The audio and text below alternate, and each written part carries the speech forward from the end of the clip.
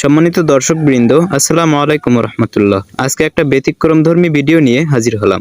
এই ভিডিওতে আপনাদেরকে দেখাবো ছাদ বাগানে অথবা টবে চেরি টমেটো চাষ এবং স্কোয়াশ চাষ, দুইটি বিদেশি সবজি বাংলাদেশে ব্যাপক হারে বর্তমান সময়ে চাষ হচ্ছে।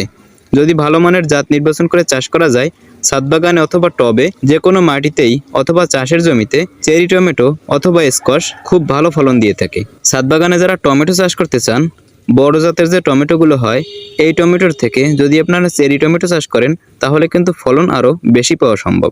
অনেকেই হয়তো চেরি টমেটো চিনতেছেন না। চেরি টমেটো হচ্ছে বিদেশি ফল, অর্থাৎ এটাকে বিদেশি সবজি বলা হয়। বাংলাদেশে খুব কম পরিমাণে চাষ হয়ে থাকে এই চেরি টমেটো। এই টমেটোগুলো অনেক ছোট আকৃতির হয়। টমেটোগুলো যখন পাকার পরে আমাদের দেশীয় যে টমেটোগুলো, এগুলো কিন্তু পাকার পরে টক লাগে, কিন্তু চেরি টমেটো পাকার পরে মিষ্টি লাগে। চেরি টমেটো 2-3 রকমের কালার হয়ে থাকে এবং চেরি টমেটোর ভিন্ন ভিন্ন জাত হয়ে থাকে। এক ধরনের চেরি টমেটোর জাত, সেটি মাঠে চাষ করার জন্য উপযুক্ত, এবং আমি যে জাতগুলো আপনাদেরকে দেখাচ্ছি এখন স্ক্রিনে, এই জাতগুলো হচ্ছে টবে চাষ করার জন্য উপযুক্ত।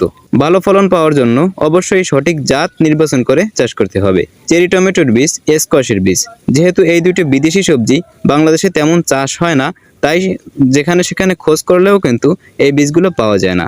যদি বীজগুলো নিতে চান স্ক্রিনে দেওয়া নম্বরে আমার সাথে যোগাযোগ করবেন। বাংলাদেশের যে কোনো প্রান্তে হোম ডেলিভারির মাধ্যমে পৌঁছে দিব। অবশ্যই টবে চাষ করার জন্য যে উপযুক্ত চেরি টমেটো, সেটি কিন্তু আপনাদেরকে দিব। এবং স্কোয়াশের বীজ, স্কোয়াশ চাষ করা কিন্তু কঠিন কোনো কিছু না। স্কোয়াশ কি সেটা একটু আপনাদেরকে বুঝিয়ে দিই। স্কোয়াশের বীজও কিন্তু আমার কাছে অ্যাভেলেবেল, আপনারা নিতে পারবেন। স্কোয়াশ হলো এটি একটি কুমড়ো জাতীয় সবজি। এক কথায় বলা যায় এটিও একটি কুমড়ো, মিষ্টি কুমড়োর মতোই। যদিও আমাদের মিষ্টি কুমড়োগুলোয় মাচা দিতে হয় এবং মিষ্টি কুমড়োগুলো গোল গোল হয়ে থাকে, কিন্তু এই মিষ্টি কুমড়োগুলো লম্বাকৃতির হয়, কিন্তু এই গাছগুলোয় মাচা দিতে হয় না। অবশ্যই স্কোয়াশ আপনারা চিনে থাকবেন, এটা বোঝানোর কিছু নাই, কিন্তু তারপরেও যদি না চিনে থাকেন সেটি আপনাদেরকে আর কি বোঝাচ্ছি।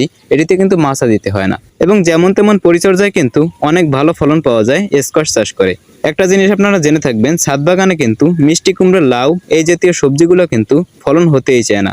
বিশেষ করে মিষ্টি কুমড়োর ফলন কিন্তু ছাদ বাগানে হয় না বললেই চলে। মিষ্টি কুমড়োর বদলে আপনারা যদি স্কোয়াশটা চাষ করেন তাহলে কিন্তু ফলন হবে অবশ্যই।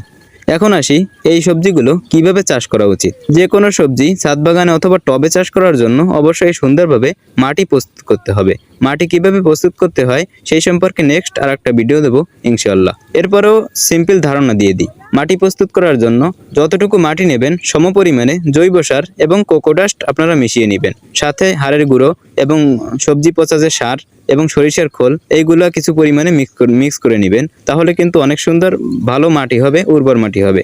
এবং আপনাদের যদি মাটির ঘাটতি থাকে তাহলে সব থেকে ভালো হবে, এবং ছাদ বাগানে যদি মাটির ঘাটতি থাকে তাহলে আপনারা অবশ্যই কোকোপিট এবং সমপরিমাণে জৈব সার মিশিয়ে চাষ করবেন। এতে কিন্তু মাটির থেকেও আমি বলবো ফলন কিন্তু ভালো হয়ে থাকে, কিন্তু এতে বেশি পরিমাণে খাবার দিতে হয়। মাটিতে একটু কম পরিমাণে খাবার দিলে হয়, কারণ মাটিতে পর্যাপ্ত পরিমাণে খাদ্য থাকে। এবং যদি আপনারা কোকোপিট এবং জৈব সার দিয়ে মাটিটা প্রস্তুত করেন, এক্ষেত্রে যদি একটু বেশি পরিচর্যা করা যায় তাহলে কিন্তু মাটির থেকেও অনেক বেশি ফলন পাওয়া সম্ভব। চেরি টমেটো এবং স্কোয়াশ যে কোনো সবজি ছাদ বাগানে ভালো ফলন নেওয়ার জন্য অবশ্যই সুস্থ সবল রোগমুক্ত গাছ তৈরি করতে হবে। সুস্থ সবল গাছ তৈরি করার জন্য ছত্রাকনাশক ব্যবহার করতে হবে এবং গাছগুলো তরতাজা রাখার জন্য, গাছের শক্তি যোগান দেওয়ার জন্য বেশি পরিমাণে সার ব্যবহার করলে কিন্তু হবে না। টবের মাটিতে যত বেশি সার ব্যবহার করবেন ততই কিন্তু মাটি খারাপ হয়ে যাবে এবং বেশি একটা ফলন কিন্তু আপনারা পাবেন না।